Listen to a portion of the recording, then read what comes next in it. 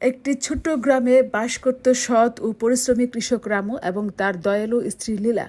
তাদের সম্পদ কম ছিল, কিন্তু তারা ছিল সুখী, কারণ তাদের যা আছে তাতেই তারা সন্তুষ্ট।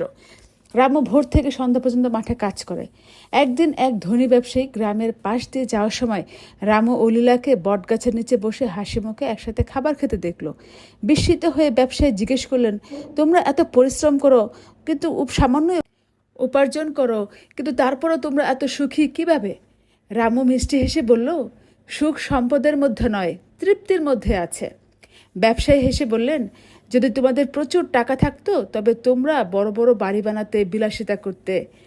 লীলা মৃদু হেসে উত্তর দিল, বড় বড় বাড়িও ভালোবাসা ছাড়া ফাঁকা।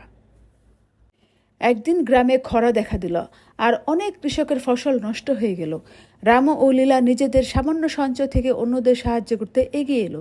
অবশেষে একদিন বৃষ্টি এলো, আর গ্রাম আবার প্রাণ ফিরে পেল।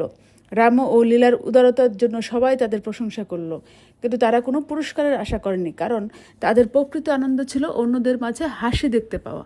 এই গল্প চারিদিকে ছড়িয়ে পড়লো এবং সবাই বুঝতে পারল, সত্যিকারের সুখ সম্পদের মধ্যে নয়, বরং তৃপ্তি, দয়া ও কৃতজ্ঞতার মধ্যে লুকিয়ে আছে।